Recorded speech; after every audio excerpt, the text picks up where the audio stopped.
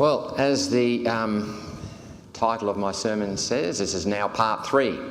And what we did beforehand, if you remember the other sermons that I've done, it was a while ago now, we focused on the 7 heads and 10 horns, which you found in Daniel chapter 7, Revelation chapter 12, Revelation 13, and now Revelation 17. So now we're going to actually focus on Revelation 17. Revelation 17 is a very easy chapter, and I'm sure all of you know it back to front, and you could quote it to me, and you could recite it to me, and you could tell me the interpretation without any qualms whatsoever. I don't know about you, but I have read so many different interpretations of Revelation 17, it makes my head spin. So what I'm endeavouring to do here, by the blessing of God and His Holy Spirit, I'm going to try and help clarify it. Not that I'm the fountain of knowledge, but I will just give you what I've found, and you can take it home and digest it and say, no, that's rubbish, or wow, that might be very well the case. And after, as I was confessing to Nelson and Brad on the way up here, I was listening to a sermon by Mark Finlay on this very subject. And it's amazing sometimes, you know, how the Holy Spirit moves. He was actually running almost parallel with what I was doing. So I said, ooh, I've got to add that in. Ooh, I'm going to add that in. So I was doing that while I was here this morning doing additions. So it's never too late to add. Okay, so let's first read our...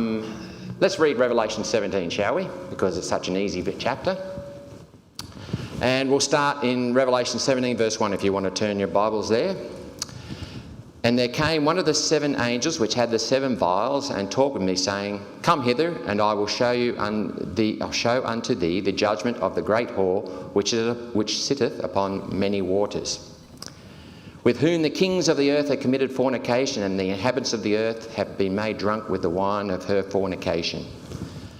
So he carried me away into the spirit, into the wilderness, and I saw a woman sit on a scarlet-coloured beast, full of names of blasphemy, having 7 heads and 10 horns. Hence the name of my sermon. And the woman was arrayed in purple and scarlet, and decked with gold and precious stones, pearls, having a golden cup in her hand, full of abominations of the filthiness of her fornication. And upon her head was a name written, Mystery Babylon the Great, the mother of harlots, and the abominations of the earth. And I saw the woman drunken with the blood of the saints, and with the blood of the martyrs. And when I saw her, I wondered with great admiration. Okay, so now John was given this vision, and he was looking at it going, wonder what all this is about. So now we're going to get a very clear and concise interpretation by the angel who was sent to John. So this should clarify everything for us. So you ready? And the angel said unto me, Wherefore didst thou marvel? I will show thee the mystery of the woman and the beast which carrieth her, which hath 7 heads and 10 horns. So this is supposed to be an explanation. So you ready? So it should clarify it up for us. The beast which thou sawest was and is not, and shall ascend out of the bottomless pit and go into perdition, and they that dwell upon the earth shall wonder, whose names are not written therein in the book from the foundation of the world, when they behold the beast which was and is not and yet is. Well, that was clear. Anyone lost at the moment? Because I know when I first read that, my eyes glazed over and going, what on earth is all this was not and is and yet is, and the beast that was? Okay, but he's explaining, so let's continue on. And here is the mind that hath wisdom. The 7 heads are 7 mountains upon which the woman sitteth. And there are 7 kings, 5 have fallen, 1 is, and another is not. One is, and the other is not yet come. And when he cometh, he must continue a short space. And the beast that was and is not, even he is the 8th, and is of the 7th, and goeth into position. Oh my goodness me, I don't know about you, but I am sort of going, what? Is this an explanation? This is supposed to be making it clear for us. Okay, let's keep on going. And the 10 horns which thou sawest was 10 kings, which have received no kingdom of yet, but have received power as kings 1 hour with the beast, and have one mind, which shall give, and they shall have one mind. I should read it properly. These have one mind, and shall give their power and strength unto the beast. These shall make war with the Lamb, and the Lamb shall overcome them. For lo, he is the Lord of hosts and King of kings, and they are with him that are called and chosen and faithful. And he said unto me, the waters which thou sawest, which are where the whore sitteth, are peoples and multitudes and nations and tongues. And the 10 horns which thou sawest upon the head of the beast, these shall hate the whore, and shall make her desolate and naked, and shall eat her flesh and burn her with fire. For God hath put it in their hearts to fulfil his will, and to agree, and to give their power unto the beast, until the words of God shall be fulfilled. And the woman which thou sawest is that great city which reigneth upon the kings of the earth. Well, you couldn't get any clearer, could you? I should might as well just close up and I've finished my sermon. For the angel now gave us that explanation. I think the key here is, one of the things here is in verse 9 where it says, here is the mind that hath what? Wisdom. How do we get wisdom? Yeah, yes, you ask. That's exactly right. Isn't that what the wisest man on earth ever said? The fear of God is the beginning of wisdom. That's right. And, King Solomon just asked. I asked for wisdom, and he received it. And isn't that what was given to Daniel and his 3 friends? So what we have to do, first off, is ask. And when you think I did this sermon, what do you think I did? I asked. Yeah, that's exactly right. I asked. So, first off, we have to go back to some basic steps. Because if I'm going to understand algebra, is it good for me just to go straight into algebra, or is it better for me to learn the ABCs first? It's better to learn your 1 + 1s and all that sort of thing first. So what we're going to do is we're going to learn the basic first. Even though I'm sure most of you are familiar with it, we'll keep going. So why first, and I've done this question before, why does God use cryptic symbols in the first place? Why not just say it? Because these represent things that are going to happen in the future. And if I told you what was going to happen in the future, for example, I've used that example, if I went out into the street and said you're going to be hit by a car, what are the chances you're going to walk out into the street? Next to none. So by telling the future, you now automatically change it. So, for example, I'll give you a classic example. We have these in the Bible. God gives us a history of the kingdoms, which we're going to go through. Why didn't these previous kingdoms destroy the ones that were going to come after it, for example? The Persians knew that the Greeks were going to surpass them. Why not wipe them off the face of the planet?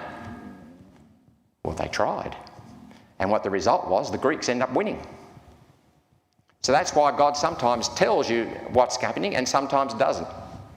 For example, we know that through the Bible prophecy that, for example, the little horn power and the feet in Daniel chapter 2 are all representing the papacy. Why not just call it the papacy?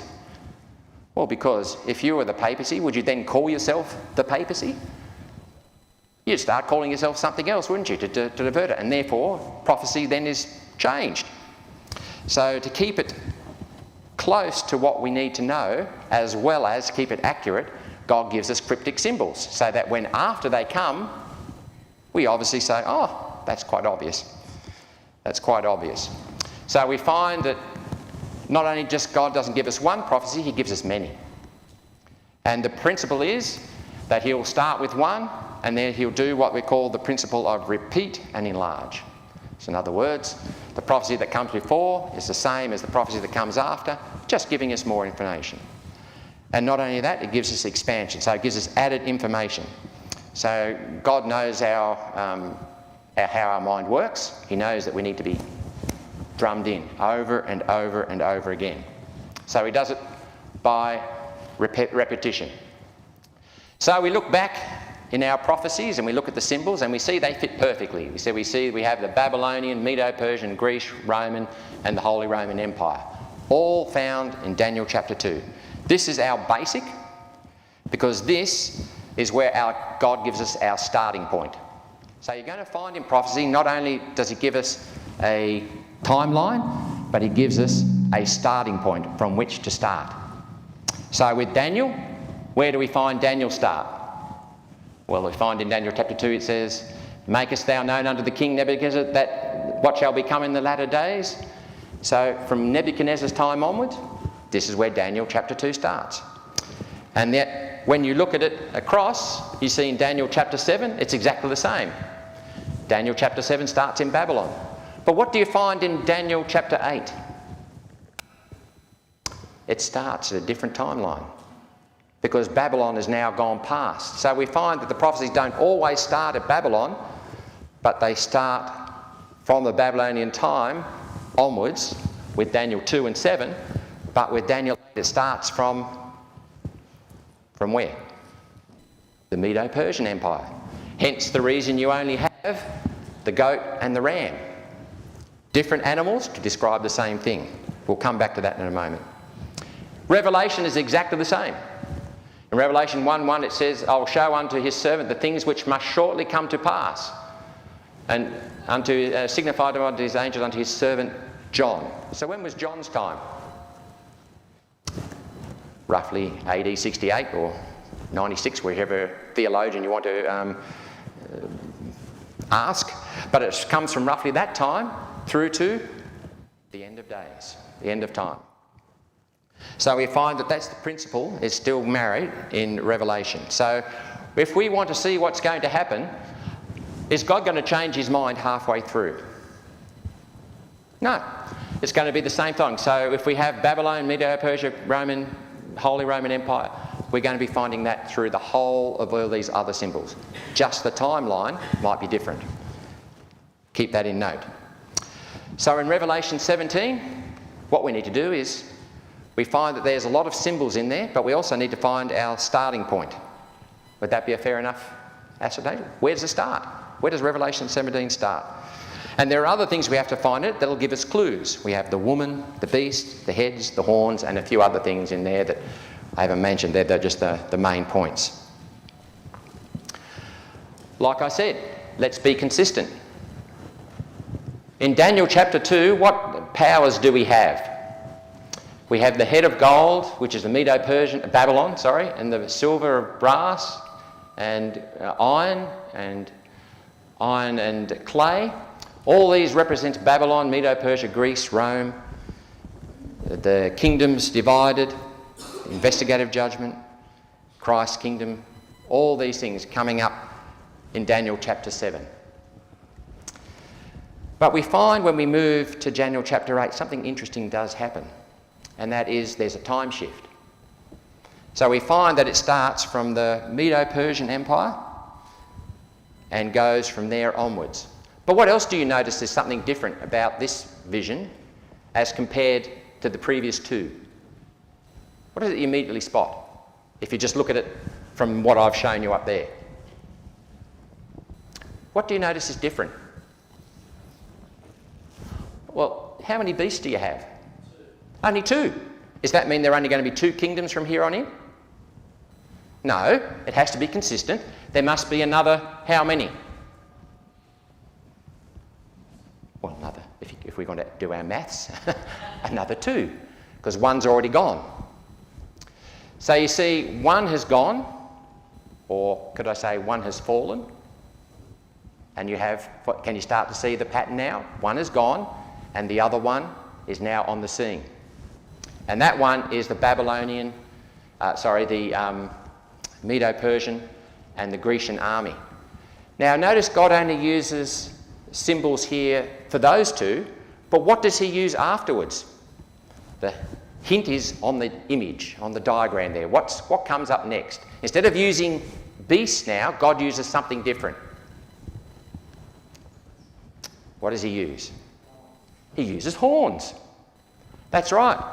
That great and notable horn that waxed greater and greater is a symbol of Rome, which is the legs of iron and Rome, but not just Rome. Which other power is it? But it's papal Rome as well. Why does God use one symbol for them both? Because remember, this is going to help us out later on. Why does God use one symbol for them both? Because one came out of the other. What did you find in Daniel 7? You had the little horn that came up from among the 10. You see, it's part of it. So could you say he is the 11th, but he is of the 10? Can you see a pattern starting to come now? There's something in common. The 11th horn is coming from the 10th, or out of the 10. So now we're starting to see that's what a common pattern that God is now starting to introduce. And then when you get to Daniel 11 and 12, when's the last time you heard a sermon on Daniel 11 and 12? There's a reason why you don't hear that. It's because not many people are confident in giving one. Because it's worse than Revelation 17 in my book. It's so in-depth. But the basics we can gather. Daniel 11 and 12 changes again. No more beasts or anything like that. It actually changes. And changes from what? So instead of being horns and beasts, what does it now describe themselves as? That's right, kings. And two primarily stand out. You have the king of the north and the king of the south. Okay, so what we're now seeing is at the end time, there are going to be how many kings? Or kingdoms? 2. King of the north and king of the south. Okay, keep that in mind. So the Bible is consistent. So that means one of those powers must be who? If we have powers reigning at the end, who does the Bible say will be reigning at the end of time? The papacy, of course. So one of them has to be it. Which one is it?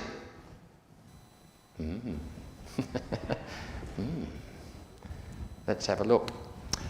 Let's go in and have a look. Now the other thing that happens in these is now God gives us more information in each. Now these are just sort of rough what I've given. So the first one gives you, there's a little more, it's not just these, it incorporates all of them, but we're just having a look. In these prophecies we have the what happens, why it happens, when it happens, and how it happens. The what, where, when, how, why. So God has covered all bases. So we find, for example, I'll give you such an example, in Daniel chapter 8, notice I put it when it happens. What prophecy can you think of in Daniel chapter 8? Under the 2,300 days, then shall the tank... He gives us a time frame. Daniel chapter 9 is the same. It gives us the 70-week prophecy inside that 2,300 day prophecy. So you can see God is giving us more and more information about the same event, but just repeats it and enlarges. So when we get to Revelation 17, it should all be the same as what we find in what other prophecies? Daniel 7, Daniel 8, Daniel 2, Daniel 7, Daniel 8, and also Revelation 12, Revelation 13, Revelation 17. They should all be the same, but just told differently. So really what we heard in Revelation 7 is just a different way of God of saying, this is going to be all the same.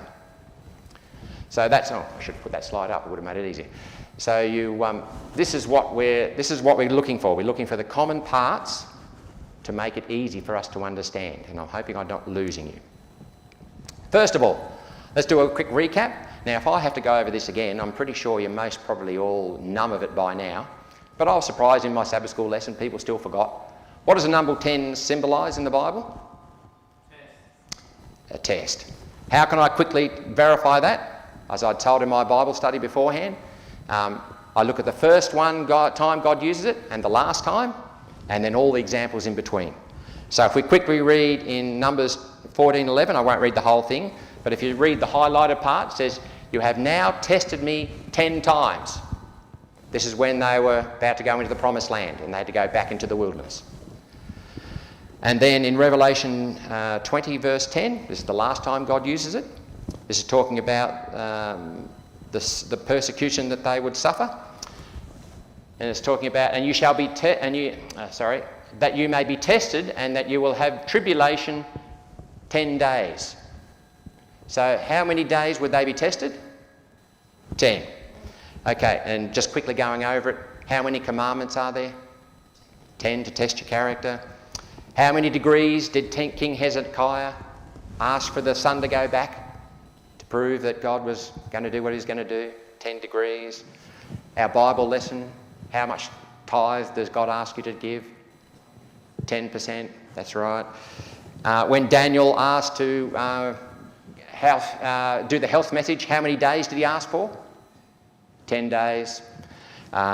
When Nebuchadnezzar tested the 3 of them, or the 4 of them, how many times smarter were they? 10. Can you start to see an overwhelming pattern? It's whenever you see 10, there is a test. And there are other examples. I mean, you've got the 10 virgins, etc., etc., etc. So, and of course you have the number 7.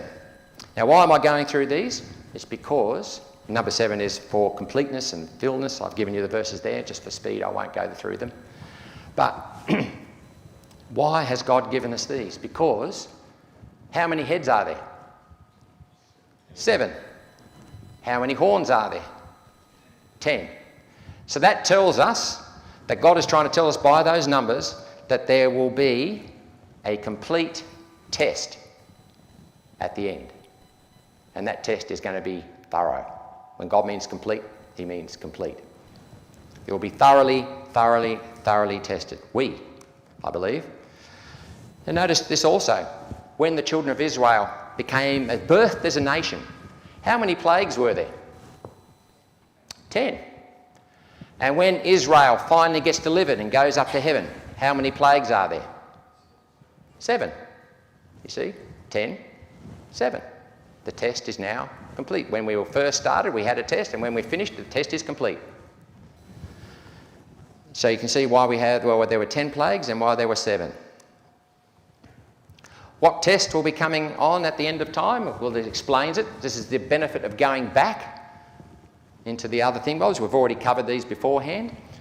We have the test in Daniel chapter 7. How many do you see up there? How many lots of 10? 3. 2 of them are mentioned, but 1 isn't. We know about the 10 toes in Daniel chapter 2. We know about the 10 horns in Daniel chapter 7. But there is another 10 there, even though it doesn't mention it. And what is that other 10? I've said it before in a sermon before, hopefully you remember. That was the time of Esther. And was there a test? Did God's people face a test in the time of Esther? You bet they did. And what was that test? It was a universal death decree. That's right, a universal death decree. All the Jews were going to be wiped out.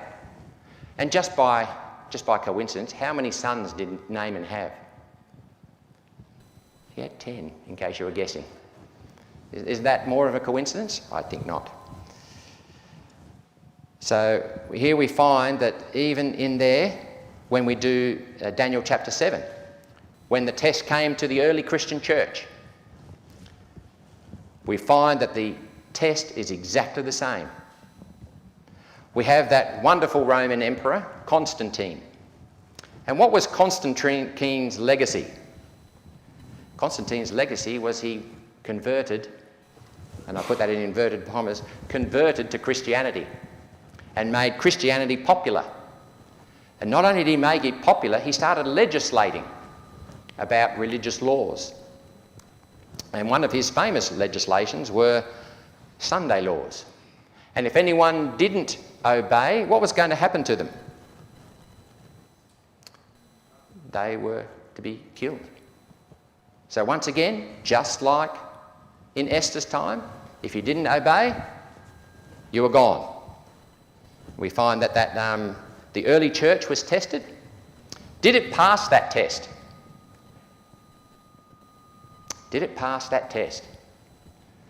Well, the answer to that is unequivocally no, it did not. Because what resulted from that test was the papacy. And then the woman fled into, as we find out in our future studies, we find that the woman fled where? Into the wilderness for 1260 years, the period of the papacy. So we find because of our forefathers' unfaithfulness, the papacy was born. So we find that the last test should also be the same as the first. We find that the harlot, or the whore on a beast in Revelation 17, with the 7 heads and 10 horns, should be exactly the same problem, shouldn't it? We should find that there is a universal death decree. And we're going to find that because we find it in Revelation 13. Now let's have a look at what the woman is here in Revelation 17. I don't think I really have to explain that too much. I think most of you should know what that is by now. I think most of us have been to Daniel Revelation seminars. I'm going to ask it out loud. Who is the woman here in Revelation 17? Oh, wow, you're so confident. I just couldn't stop it. It's the papacy. How do we know that? Because there are telltale signs of what the papacy is here in Revelation 17. First of all, the end time power. What does Daniel 2, 7, 11, all these powers, Revelation chapter 12 and Revelation 13, all say the end time power is the papacy. So it has to be the papacy, but we won't leave it to chance. It says here that you saw a woman committed fornication with the inhabitants of the earth and made them drunk with the wine of her coordination. The woman is arrayed in purple, scarlet colour and decked with gold and precious pearls. Anyone know how the priests and cardinals all decked out in? In purple and scarlet and gold. If it walks like a duck, quacks like a duck, you're pretty sure it's a duck. But God doesn't leave it there. He says that written on her forehead, Mystery Babylon the Great, mother of harlots and the abominations of the earth. Why does God call her Babylon? Anyone have any ideas? Why do you think God has called her Babylon? Yeah, the name Babylon means confusion. And where does all our prophecy start? Babylon. So here we're finding a common theme. This is an overarching, all-encompassing power that has its origins in Babylon. And if you ever read the book, The Tale of Two Babylon, or Tale of Two Cities, with the two Babylons, you find that the fish hat is the fish god, Baal. Just so many things that goes in there, it's undeniable. And it says, I saw the woman drunk with the blood of the saints, with the blood of the martyrs, and saw her wondering with great wonder. But it says here, the woman and he said unto me, the waters in which thou saw the great whore sitteth are peoples, multitudes, nations, and tongues. So here we find that the papacy rules over what? Over the world. That's exactly right. And it says, and the woman without sorrows is that great city which reigneth over the kings of the earth. The Vatican, the smallest state in the world, smallest country in the world, and it has ambassadors from every country in the world visiting it. Everyone goes to the papacy. So we find that she fits like a hand in glove. Okay, then that beggars the question, if the woman is the papacy, which I think it's clear enough, I won't bother going through all those, you can see those. If the woman is the papacy, who's the beast? Is the beast the papacy? Can't be. So now the beast has to be something different. So let's go back. Let's come a little bit further forward. Let's go to Revelation chapter 12 and find out the keys to this symbol, because now we're moving up along in prophecy. And here we see a woman clothed with the sun and moon, stars up under her feet, and had a crown of 12 stars. Is this the papacy? After all, we see a woman here in Revelation 12, and a woman in Revelation 17. Is this the same woman? No. The description is completely different. Who is this woman? Well, if you read up on the screen there, you can see that I have a couple of verses which will help us make it clear. In Jeremiah 6:2, I think most of us know these, I've likened the daughter of Zion unto a comely and delicate woman. 2 Corinthians 11:2, for I am jealous over you with a godly jealousy, for I have espoused you as one husband, that I may present you as a chaste virgin unto Christ. So we see that this woman is a pure woman, a pure church. But here's an important note. Why does God say that she has the sun and moon, she is clothed with the sun, has the moon under her feet, and had a head of crown full of stars? Does that point now to my next verse? This sounds very familiar to me. In Genesis 37:9, this is when Joseph had a dream, and he's told his brother, he says, behold, I have dreamed a dream, more I behold the sun and the moon and 11 stars made obedience to me.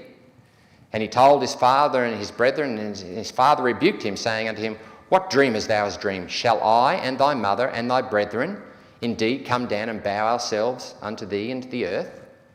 Who is who in this vision? Jacob understood it. Who was what in this vision? Who were the stars represented here? The 12 tribes. Yeah, that's right. The 12 tribes. Remember, the 11 bowed to the other one, and he, assuming he was the other star. So it was the 12 tribes. And who was the sun and the moon? It was Jacob and Rachel. That's right. Jacob and Rachel. So here we have the birth of the Israelite nation. So we find that this gives us our time frame. So now when we look at the time frame here, we find that Revelation 12 starts from the birth of the Israelite nation, but not just that, it actually focuses it down a little further. If you come down here, it says in verse 2, and. Now that's an important, is that apart from or including? When you say and, it's including. And she, being with child, cried, travailing in birth, and pained to be delivered. What time frame? Thinking of a time frame now, where is it showing us that they're focusing? Yes, it's focusing at the birth of Jesus. So here we have Israel at the time of Jesus' birth. And hence, we find that the dragon tried to devour the child. And then what happens to the child after that? Well, the child is sent up to heaven, yes. But the woman goes where? She goes into the wilderness for how long? 1,260 days. Is that the Israelite church or is that the spiritual Israelite church? Spiritual Israelite church. So now we're getting a time frame of when this starts. So when did the woman flee? 1,260 years. So we have a starting frame. What starting frame is that? If we know our history, it's 538 to 1798. So here we're starting to narrow down our time frame. So we're moving along in time now. So now we have to ask ourselves, why this dragon, and what parts of the dragon does it specifically point out? First of all, it calls the dragon, who is that dragon? It gives it a clear definition in verse 9. The great red dragon is that old serpent called the devil. So here we have this satanic power trying to destroy God's church. Now we find that the 7 heads and 10 horns are mounted. 10 horns are mentioned. Why mention them if they weren't significant? If they weren't significant, God wouldn't mention it. So now God is going to give us another example of why we have 7 heads and 10 mountains. 7 heads and 10 horns. What is a symbol of a head in the Bible? It's up there. Let's see if you can read it. Okay, so we find it in Numbers 11:16. Well, let's read Isaiah 9:15 first. Makes it easy. The ancient, or the wise, and honourable, he is the what? And the prophet that teacheth lies, he is the what? Can you start to see this is why God uses the head? And what else does he mention? The tail. Remember, now keep that in mind. The tail is mentioned for a reason. Because if we have a tail here, where should we also see a tail? In Revelation 13 and in Revelation 17. God is going to be consistent. Okay, so now we find that this is a little more specific. If we go into Numbers 11 verse 16, we find that gather unto me 70 men of the elders of Israel, whom thou knowest to be elders of the people. So once we find that the elders are, and the officers over them, and bring them unto the tabernacle of the congregation. Let's read that. So what do we find that these elders are associated with? Worship, the tabernacle. And we find here in Ezekiel 8:11, Ezekiel 8:11, 70 men of the ancients of the house of Israel, and every man, I'm just skipping down a bit further, and every man with his censer in his hand, and a thick cloud of incense went up. So we find that the heads are to do with religious worship. And the horns, what do they represent? Well, the horns are actually explained to what they represent in Revelation 17. The horns represent kings and powers. Civil power. So here we have the 7 heads and 10 horns are representative of religious and political power, and the tail is representative of a false prophet. So we find now that there are 4 symbols.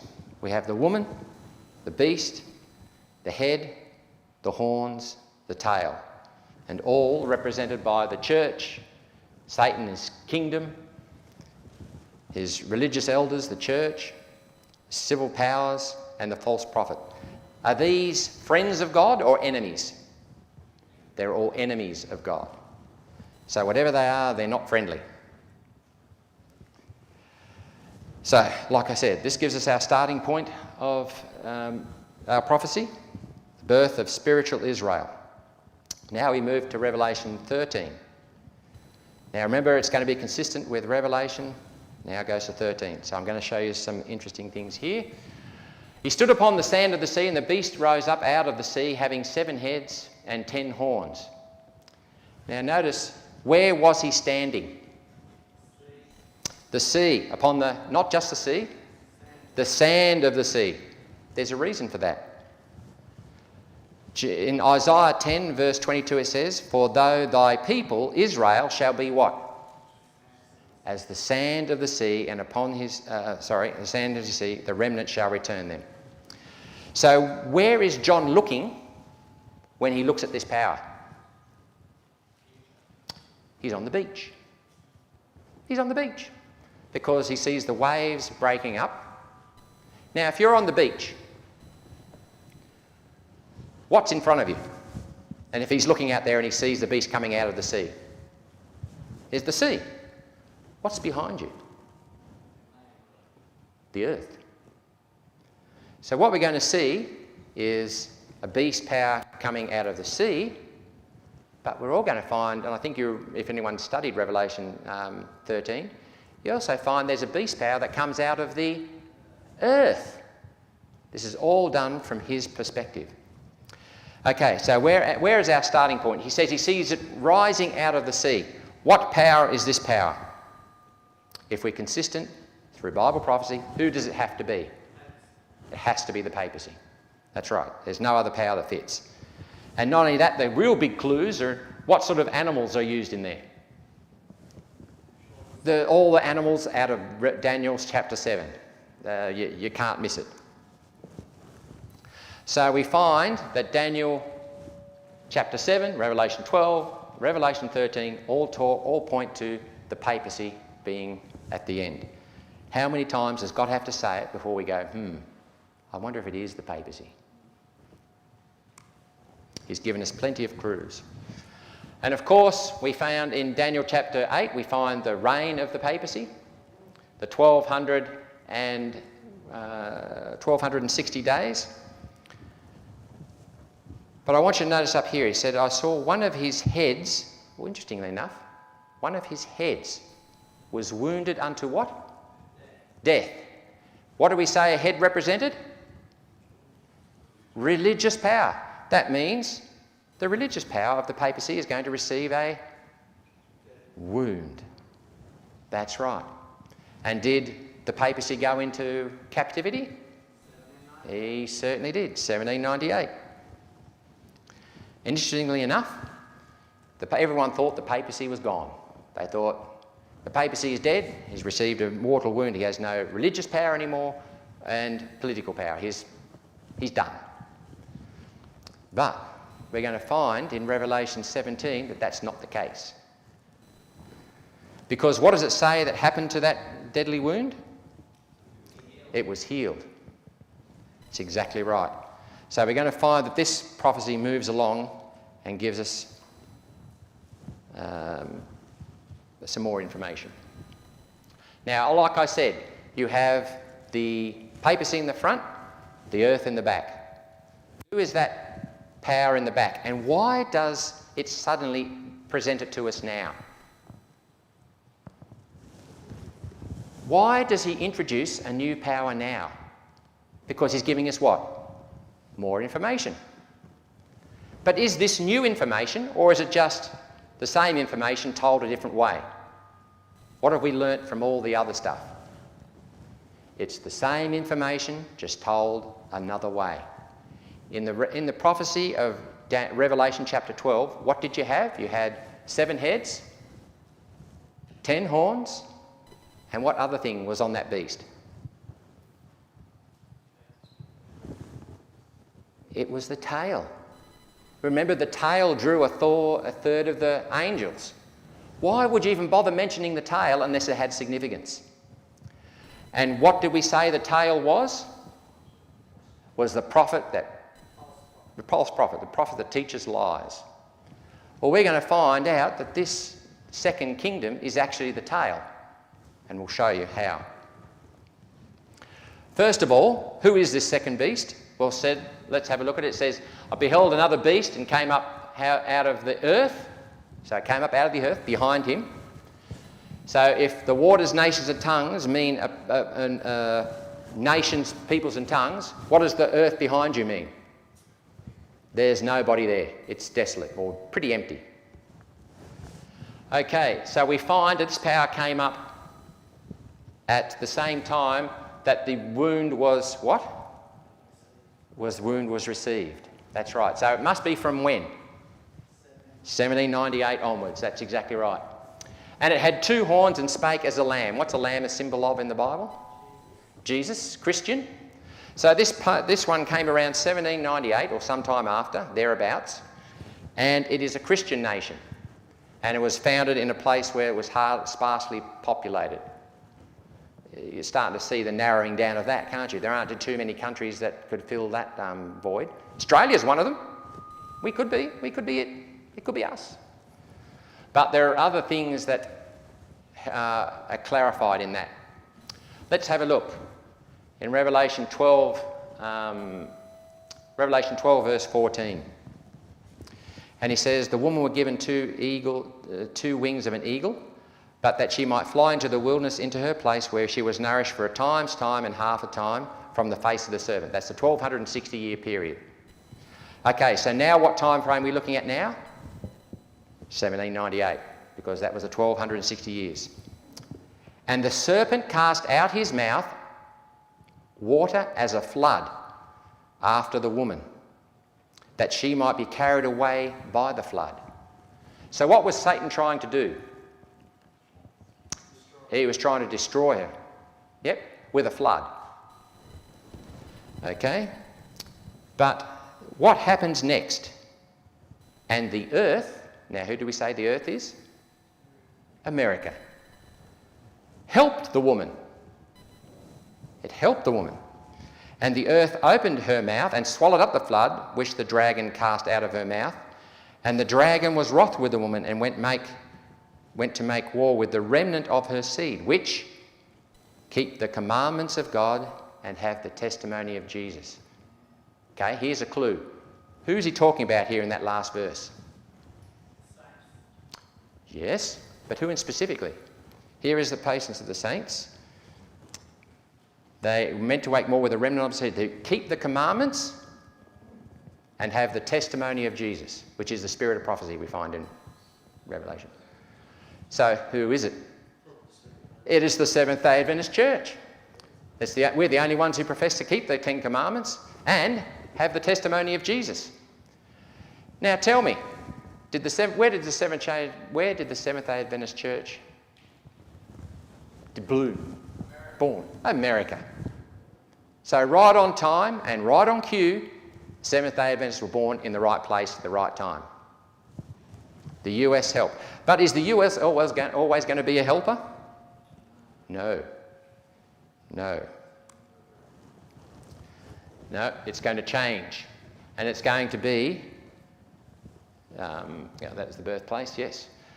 It's going to change. And it's going to exercise the power of the first beast and cause all them that dwell upon the earth to worship the first beast, whose deadly wound was healed. And notice now what? And what? Deceiveth them which are upon the earth by means of what? Those miracles. He's a false prophet. So what does he symbolise in Revelation chapter 12? He represents the tail. He is the prophet that tells lies. And he is used by Satan. So we find that this second beast is not anything new. It's just an expansion of what was given to us in Revelation chapter 12. Now with more detail. God is fleshing it out. So when we go into Revelation 17, what powers should we see? Because it's not going to change. We're going to see the papacy and what other power? The United States. So somewhere in Revelation 17 is the papacy, which we already discovered was what? The woman. Yep, that's why I'm trying to repeat myself. Is the woman and the United States. But where is the United States? Is the United States the beast? Let's have a look. Right on time. Okay, so what we need to now discover is, where does Revelation 17? So now we're coming into Revelation 17. This has all been building up to this. So in Revelation chapter 17, where is the starting point? So he carried me away in the spirit and into the wilderness, and I saw a woman sit upon a scarlet-coloured beast, having names full of blasphemy, having 7 heads and 10 horns. So we find this is our starting point. Now, into the wilderness. Now that takes my mind back, and I was listening to Mark Finlay's sermon, and he actually takes this as to mean, and you're going to tell quite obviously because I say he takes it, that I don't agree, but that doesn't mean anything. It could still possibly be. That he takes it to mean that this is starting from what date? From the wilderness, that's 538 onwards to 1798. But I'm going to ask you a question. What woman did he see in the wilderness? Was it the church, the pure church, or was it the harlot church?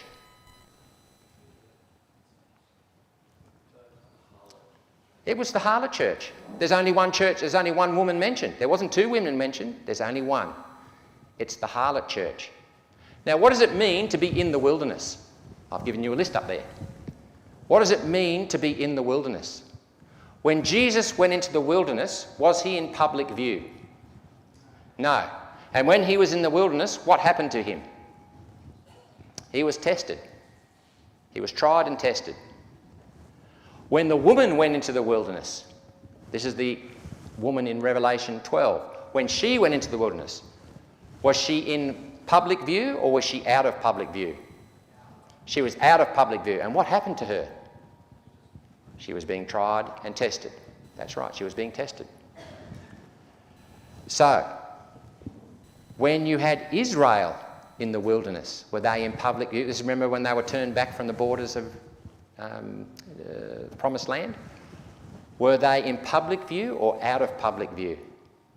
They were out of public view, and they were tested. So you're starting to see a pattern arising.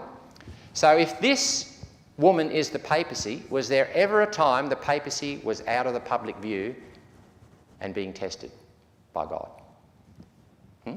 Yeah. Yes, when? Are you saying that the woman in the wilderness, who are you saying is the woman in the wilderness? This is right. The woman in the wilderness in Revelation 12 is the pure church. It's unequivocal.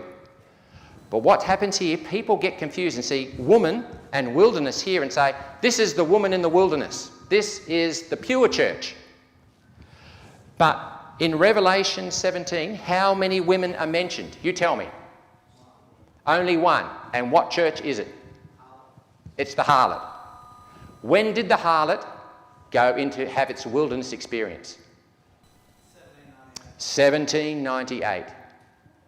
So we find that the harlot, the starting point for Revelation 17 is 1798 onwards. And this is going to help us a lot when we come up and understand the 7 heads, the 7 mountains, the 10 horns, and who the beast is. Because we know that this beast, I'll continue on, because it's very, once you start to see it, it all just falls into place. So are we in agreement? Well, we may not be in agreement, but we're in agreement that there's 1798 from where I stand. There are 2 women, aren't there? There's one woman who's the church Yes. into the wilderness. Yes. But Revelation 17 is talking about a different Woman. That's exactly right. The papacy was wounded. Yes. Right? It was for 1260 days, whatever. Yes. And then it was restored in 1798 at the French Revolution. Yeah, it was. Yes, it was. Yeah, the French Revolution. She was in her wilderness experience then. She started her wilderness experience from 1798. So does that mean when I said the papacy is in view or out of public view? She's out of public view. So in other words, she's working where? Behind the scenes. This is what God's trying to tell us, that the papacy is working behind the scenes, and we're going to find out how. Because what is she actually doing? Notice, it gives our time frame, but what do we actually see the woman do? Yeah, while in 1798, in her wilderness experience, from 1798 onwards, what does she actually do? She goes and sits upon a beast. And when somebody sits on a beast, what are you actually doing? You're riding it. Are you in control of it, or are you, I hope I can ride this brunking bongo? Yeah, hopefully you're in control of it. That's right. So here it's denoting that she is in control of this other beast. Let's find out what this will be. Okay, so we find now, from 1798, we find that we have the French Revolution. Now you're going to ask why I've come to this. Perhaps I should go back because I want to actually read something, because this will also help us solidify. The beast thou sawest and was, this is verse 8, and is not, it shall what? Because this will tell us what the beast is. Because now, remember he's explaining it. Gabriel's explaining it. Shall what? Ascend out of the bottomless pit and go into perdition. So that means this power is going to ascend out of the bottomless pit, and we'll find out where that is in a minute. And it's going to go through to where? Through to the end, when Jesus comes again and all's done and dusted. So it's going to go into perdition. When was that? Now, do you notice that what I like about the Bible is it never leaves you to guess. What power is it? Well, we're going to find, if we go back to Revelation 11. Anyone know what Revelation is all about? Revelation is all about the French Revolution, if anyone is worried. Not all about it, but it has a large chunk of it. And we find in Revelation 11, chapter 3, we find, and I will give power unto my 2 witnesses, and they shall prophesy how long? 2,303 score, which is 60 days, which is another, we know that this prophecy is consistent, what period are we looking at? The papacy period. 1,260 days, starting from 538 and ending when? So 1798. So we're going to find that this power... 1789 up there. Oh, sorry, that's a typo on my... that's a typo on my bad. So, no, sorry. The French Revolution started in 1789 and ended in 1799. I'm just talking about the French Revolution here now, not the papacy. Now I understand why I put it like yes, so when... Now, notice here, I want you to read in verse 7. And when they shall have finished their testimony... So when did they finish their testimony?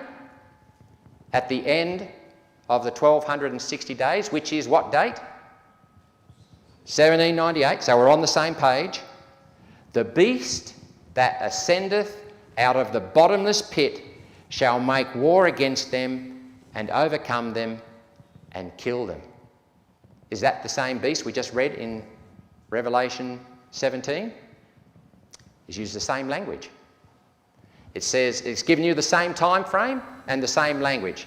This is the same beast. Can you see that? Uses the same language, the same time frame. This is it. So, but notice in verse 8 it says, and their dead bodies shall be in the street, which is spiritually called Sodom, Egypt, and where also our Lord was crucified.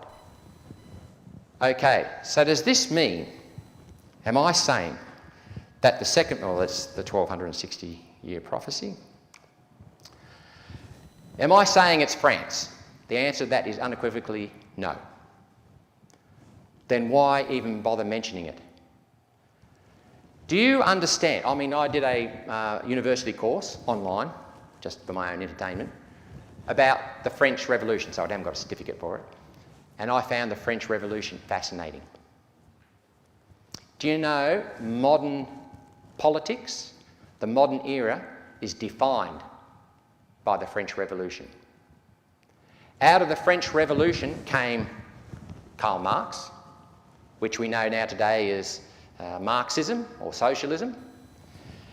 Out of the French Revolution came Charles Darwin. His father was one of the enlightened ones out of the French Revolution. You have, out of the French Revolution, the Declaration of Human Rights. You know? What is the other thing that the French Revolution unequivocally did? What were their views on God? God is dead. Vive la raison, the age of reason.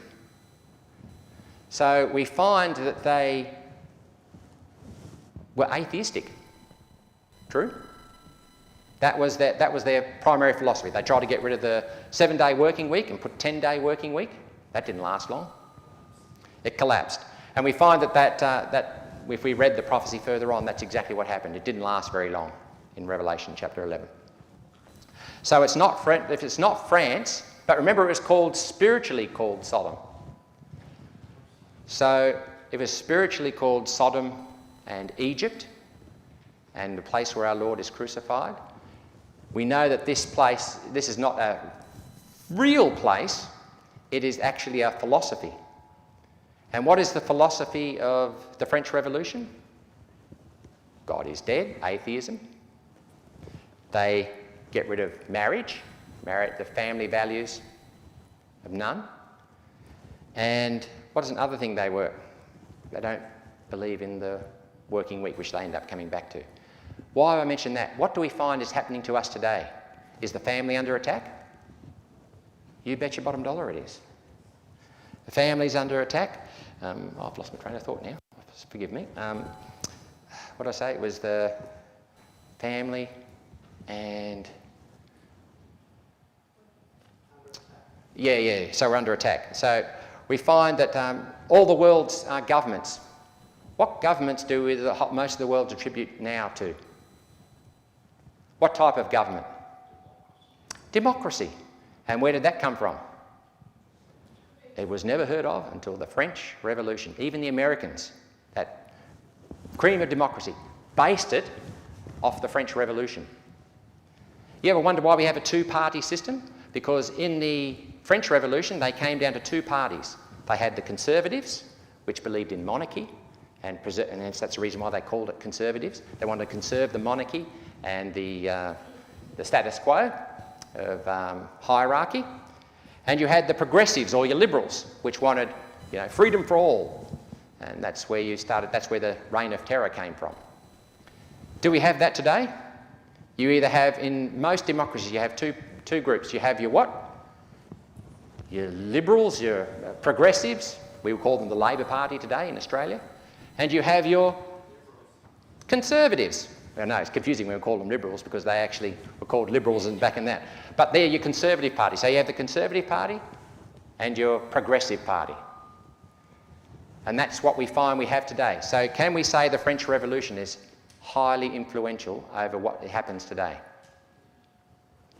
You bet your bottom dollar it is. Okay, so is this beast the papacy? Well, it can't possibly be, can it? I'll give you the reasons why. Because if this beast was the papacy, who's the woman? It's the papacy. And not only that, remember, the beast hates the woman and destroys her with fire. So how can the papacy hate the papacy? A house that is divided against itself cannot stand. But she is controlling that power. Now I want you to have a look here. Let's read this. The beast thou sawest was and is not, shall ascend out of the bottomless pit. Now, what does it mean, shall? Notice we have three tenses here. Thou sawest, was, is that future, present or past? Past. And is not, is that present? Is, that's right. And shall, what does shall mean? Future. So you've got past, present and future. From what point? That's why it's crucial we get the starting point. From 1798 onwards. So we find that this beast existed before, isn't here at the moment, but it shall. And notice what it says here, and shall ascend out of the bottomless pit and go to perdition, and they that dwell upon the earth shall what? Wonder, whose name's not written in the book. Does that phrase sound familiar? And they shall behold, when they shall behold the beast which was and is not, and yet is. Okay, so whatever this power it is, the papacy has control over it after her. Now, when shall all the word wonder after the beast? Is that after her wound or before her wound? After her wound. So that tells me she's in control of this power after she gets restored. When do we know that the papacy's power was, well, not fully restored, but pretty close to being restored? In 1929, yes, the Lateran Treaty, where she received back her papal states. Now remember, she's doing all this in the background, so she's not out in the front saying, hi, I'm the papacy, I'm taking over the world. She's in the back. And here we go. They dwell on from the shall wonder, whose names was not written in the book. And here are they that have mind and have wisdom. The 7 heads are 7 mountains upon which the woman sitteth. Okay, now we're going to the 7 heads. Got about another 10 minutes and we'll be done, so sorry if I dragged it on. What are the 7 heads represented here? This is the reason why God actually specifically mentioned it. What do we find the 7 heads were beforehand? Religious leaders, that's correct. But here, he changes his mind. What does he say the 7 heads represent? Verse 9, and here is the mind that hath wisdom. The 7 heads are what? 7 mountains or 7 hills upon which the woman sitteth. Now, a lot of people said, this means the 7 hills of Rome. I don't disagree with that. I believe that could be very much more part of it, but I'd rather expand on it a bit because this is where Pastor Findlay and myself sort of agree. What is a mountain a symbol of in the Bible? Symbol of a kingdom. This is the verses there. I won't give it to you there, but just say that my holy mountain, Jerusalem. Babylon is a destroying mountain. So here we find a mountain is a symbol of a kingdom. So now we're finding that this is now starting to narrow down something for us.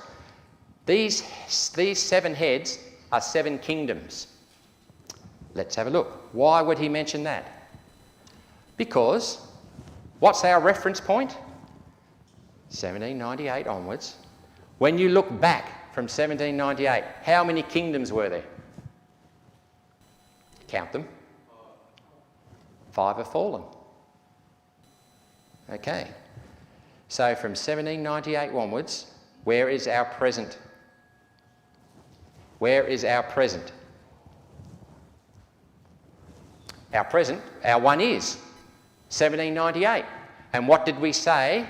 What power was around who influenced God's people, who was a major influence in the world, shaping all the nations around them at that time? It was revolutionary France. Revolutionary France. But then, notice it says, and the one that shall come shall continue a short space. What power came into rise after 1798, after revolutionary France, but it was going to be a world-dominating power? The US, just like it was found in Revelation chapter 13. But notice it says, how long would it continue? A short space. Can you see the demise of the US coming? It's degrading rapidly. Faster than you and I think we're prepared to even admit. It's on the verge of financial collapse. They've been printing money since 2008, and before then they were borrowing money like drunken sailors. The US is on the verge of collapse. So that tells me where we are in history. So I got this from Mark Finlay. So where he, I hope he doesn't mind me taking the slide. So he is saying Babylon, Medo-Persia, Greece, Rome, papacy, the rise of atheism in France. Now you know why I say the rise of atheism in France? Because of Daniel chapter 11. Who 2 kings did we say we had? The king of the north and the king of the south. The king of the north is Babylon, and who we know Babylon is? It's the papacy. Babylon, mother of harlots. Who's the king of the south? Remember, who is the reference point in Daniel chapter 11? Where are they looking from? Well, no, the pleasant land, Jerusalem. So if you have Babylon in the north, which always attacked from the north, who attacked them from the south? Egypt. And who does Egypt symbolise? Who is God that I should obey him? Atheism. So here we find that in Daniel chapter 11 we have atheism. The king of the north and the king of the south are tugging it out as to who's going to rule who. Rule the world. But who are they fighting over? If you look in Daniel chapter 11, who are they fighting over? The king of the north and king of the south.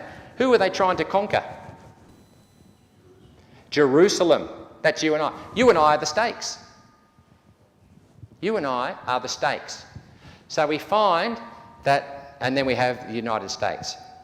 So we find that all these start to blend into one another and start to give us an overall picture of what the powers are going to be there. And can you see these things happening in front of your eyes?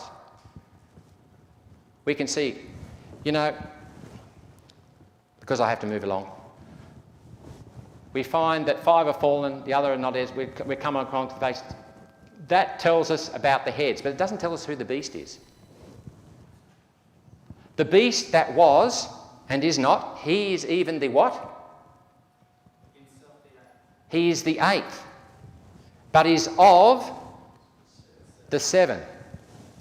Okay, so this is where I talked about Daniel, remember? There's a continuation of something.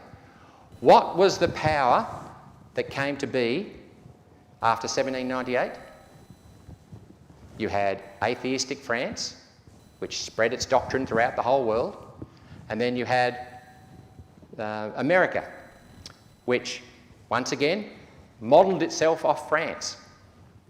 That's where we get the modern democracies from. I want you to notice here the Declaration of Human Rights by the French Revolution. You know, there's another Declaration of Human Rights. Where does that come from? The United Nations. Did the United Nations come into rise after the beast got its deadly wound healed? Yes.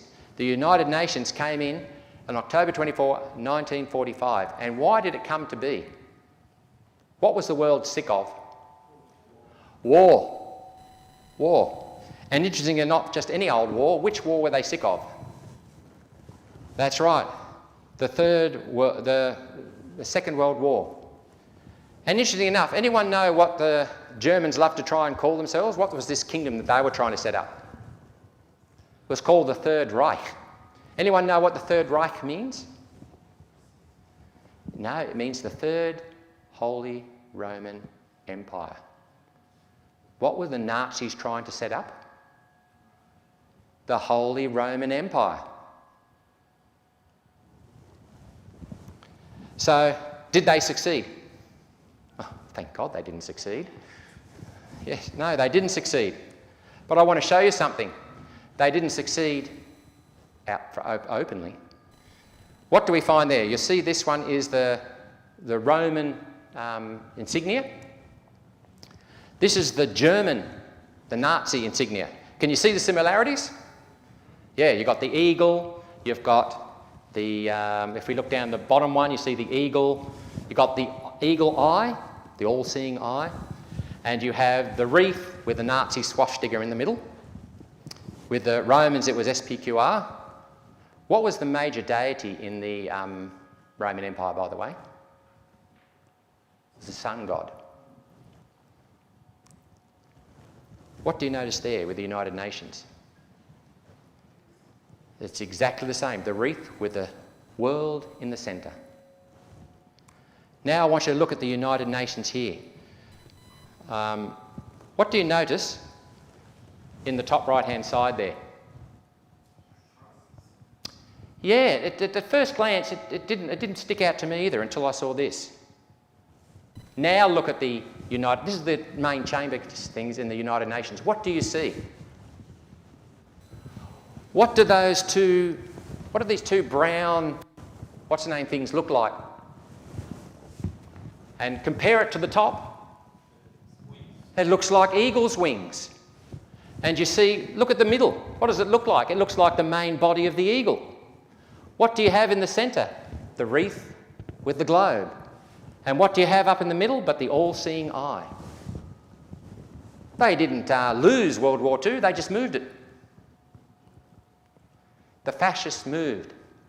So does that tell me the United Nations is a godly, God-fearing enterprise? Or is it satanic? If you know your history about the United Nations by Schuller and all the others, they're all based their theology on Alice A. Bailey, which is Luciferian. This is a Luciferian doctrine, a Luciferian organisation. Interestingly, you note, can fascism occur in a democracy? You know, we tend to think, you know, that democracy would never go down the way of Hitler. Never. Did anyone know that how Germany's Hitler ever come into being? He was voted into power. That's exactly right. Germany was a democracy. How did they come into power? First time it says fascism grows if there are three ingredients in place. First, there must be a what? An economic crisis. Are we facing an economic crisis?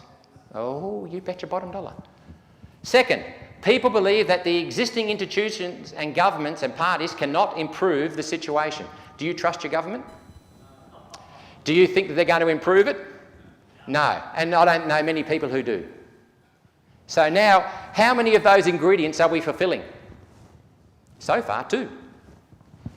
Third ingredient, the sense of a country used to be great. People look to a charismatic leader to restore the nation to its graces. They tolerate the loss of civil liberties to allow them to regain their past glory. Now, does that sound familiar? We're heading toward... people are screaming out for a leader. Just bring us out of this calamity. And especially this year, where I think things are going to go really bad. Financially, all the economic indicators say that this thing is going to be a tsunami. So we have all the ingredients of us becoming a fascist dictatorship. And what's the pleasant alternative? You know, the other reason Hitler came to power, I didn't put it up on here. Do you know what other power was on rise, or what other political power was rising up at the same time Hitler came into power? And who was he trying to fight against? Was socialism, communism. Do you find that our government is now overrun with socialism and socialist doctrines? And are people screaming out, we've got to do something about this socialism? Apart from those who believe in socialism, of course. So you can see that we are now ripe, Australia as a nation, and all the other nations are now ripe for being taken over, as in an authoritarian government. And we know that the authoritarian governments are coming. And we find that the 10 horns, the 10 regions, you know, we're already called Oceania. You know, good luck, George Orwell knew what he was talking about when he wrote about, you know, Animal Farm and the rest. So we find that we're now coming to the end. You know, Satan doesn't know when Jesus is coming. I'm not saying he's coming like tomorrow. But he has to get ready. And when he gets ready, the trouble with us is that we know Jesus is coming soon. The signs are all there. But how isn't it always the way we always cry wolf? Jesus is coming, Jesus is coming. Until eventually, oh, yeah, Jesus is coming, oh yeah. Jesus is coming again. I've heard it all before. You know, I used to think back in 2004, 2001 when, you know, the 9/11 happened, that, you know, this is it, Jesus is coming. And how long has it been now? Been over 20 years. That's right. You know, we're coming down now to the 4th generation. The Adventists were founded in 1863, in the 21st of May. You know, the end of the 4th generation is coming this year. And a financial crisis is coming this year. Now, I'm not saying Jesus is coming this year, but I'm saying I think Satan's preparing for something in case he comes this year or something happens this year. He has to get ready. And, you know, if we saw storm clouds coming, what would you do? You prepare. You know, the forecast is coming. Jesus is coming soon. Very soon. He's even at the door. And what are we doing to prepare? You know, Noah warned his people for 120 years. We've been warning this for how long? Nearly 160 years. That's a long time. But you know, Ellen White tells us that we need to receive the latter rain. And without it, it won't start. And that's what Satan is looking for, the latter rain. And when the latter rain starts to fall, it started to fall actually in 1888. And he was busy downplaying the message of Jones and Wagner with righteousness by faith. And we're now here another 120 odd years after. So how do we know that the latter rain isn't starting to fall now? You know, the statement here says, we shall not recognise the manifestations of the Holy Spirit in the latter rain. It may be falling on hearts all around us, but we shall not discern or receive it. How do you know if it's falling? On that statement, you can't tell. So my advice is now is the day of salvation. Now is the time to repair, because it's going to be far more difficult, maybe even too late, when Sunday laws come. That's my prayer in Jesus' name.